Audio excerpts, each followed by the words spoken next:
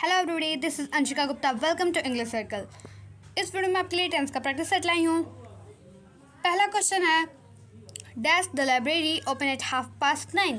तो इसमें दिया है डस, वर, आर और डू। तो आपको मैं बता दूँ, ये जितने भी वर, आर, डू ये तीनों हैं, ये आपके सब प्लूरल हैं। क्या हैं?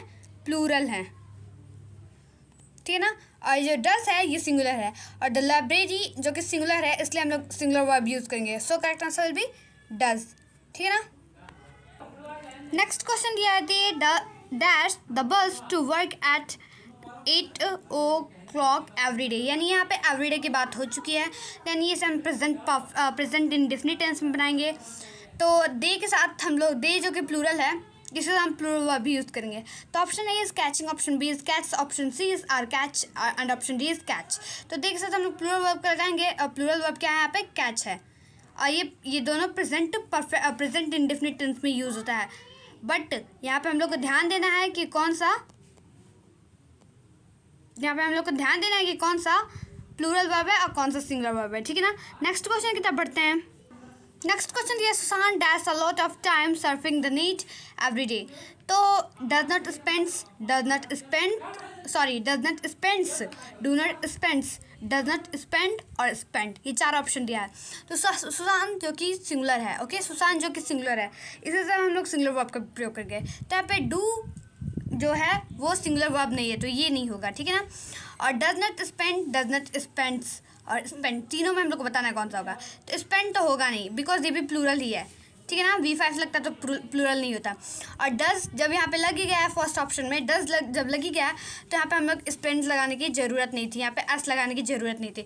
जब लगा दिया है तो ये गलत हो जाएगा। So correct answer will be does not spend, C is the correct answer. Okay, next question देखते हैं। यहाँ पे दे होगा, ठीक है ना, ये जो है यहाँ पे दे होगा, ठीक है, मार्क कर लीजिएगा। They really dash traveling, so they dash to go abroad as often as possible. तो don't enjoy, tried।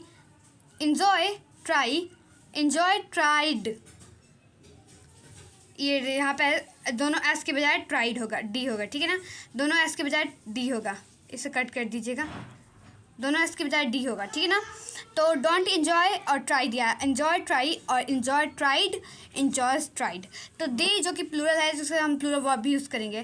तो डोंट एंजॉय और ट्राई नहीं होगा, क्योंकि यहाँ पर ट्राई लगा है, ठीक है ना। तो ट्राई नहीं होगा, यहाँ पर हम लोग को थर्ड फॉर्म लगाना है, ठीक है ना। तो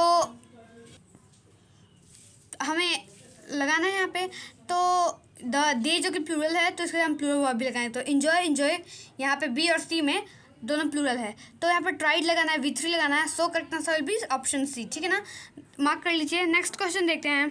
नेक्स्ट क्वेश्चन दिया आई डैश अ स्टूडेंट, यानी यहाँ प्रेजेंट की बात हो रही है। मैं सोचिएगा कि यहाँ प्रेजेंट की बात हो रही है, मैं सोचिएगा कि चलिए यहाँ पे जब सिंगुलर ही लगाना है तो वाज भी लग जाएगा, ठीक है ना। यहाँ पे प्रेजेंट की बात हो रही है, तो आवाज एम इज़ आर, तो आई के साथ इज़ आर लगता नहीं है, ठीक है ना। So correct answer will be M, यहाँ पे M is the correct answer. Okay, M is the correct answer. Next देखते हैं। My father dash excuse when I feel like going to the cinema. तो माई फादर जो कि singular है, उसके साथ सिंगुलर वर्ब भी लगेगा, ठीक है ना। तो मेकिंग ऑलवेज मेक और मेक ऑलवेज। तो माई फादर ऑलवेज मेक्स होगा, ठीक है ना, जो कि सिंगुलर है, ठीक है ना। तो ये करेक्ट आंसर हो जाएगा, B is the correct answer. Next question देखते हैं। नेक्स्ट क्वेश्चन दिया सी डैश 6 year old। तो अभी की बात हो रही है, ठीक है ना। C not is not, are not और नॉट। तो सी के साथ हम लोग आर का प्रयोग नहीं करते हैं, सी ऑप्शन होगा नहीं और नॉट नहीं होगा, ठीक है ना, क्योंकि इन दोनों ऑप्शन में हम लोग को पता है कि यहाँ पे कोई ना कोई होगा ही होगा। तो नॉट बाद में लगता है, ठीक है ना, पहले नहीं लगता। So correct answer will be option B, C is not 6 year old। Okay, next question is the flower dash watered by jury. तो the flower was normally is, normally are normally। तो द फ्लावर जो कि plural नहीं है, तो are normally यहाँ पे लगेगा नहीं, नीचे से हम लोग उठा रहे हैं। और पहले हेल्पिंग वर्ब ये इज़ आर लगेगा, उसके बाद से नॉर्मल लगेगा। तो ऑप्शन बी और सी दोनों नहीं होगा, ठीक है ना। तब तो आप समझ ही गए होंगे कौन सा ऑप्शन सही होगा।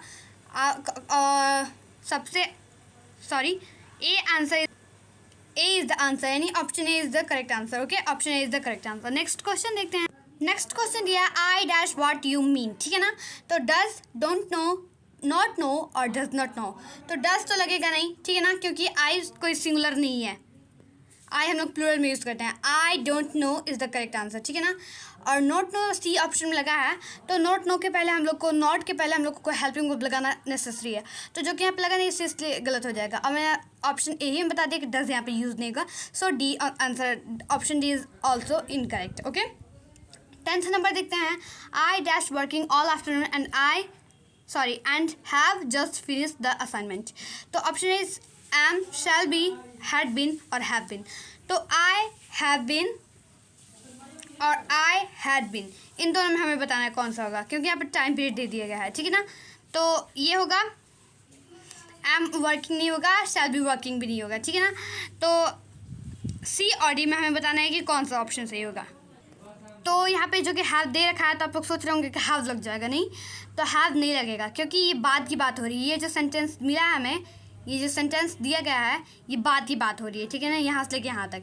और ये जो पहले वाला है, ये पहले की बात है, तो पहले की बात को हम लोग हैव में बनाएंगे, और बाद की बात को पहले की बात को हम लोग हैड में बनाएंगे, क्योंकि पास्ट में बीत चुका है, और बाद की बात को हम लोग हैव, यानी प्रेजेंट में, अभी की बात कर रहा है वो। तो ये वाला सेंटेंस हमें बता रहे हैं कि अभी की बात चल रही है, और ये वाला जो सेंटेंस का पार्ट, आई डैश वर्किंग ऑल आफ्टरनून, ये बता रहा है अभी पास्ट की बात, तो इसमें हम लोग हैड बीन का यूज़ करेंगे। So correct answer will be had been, ठीक है ना। करेक्ट आंसर हो जाएगा आपका had been. Okay, correct answer क्या होगा आपका, हैड बीन, मार्क कर लीजिए, ठीक है ना। इसी के साथ हमारी ये वाली वीडियो एंड होती है। अगर आपको मेरी वीडियो अच्छी लगे, लाइक करें, चैनल को सब्सक्राइब करें और कमेंट करना ना भूलें। Thank you.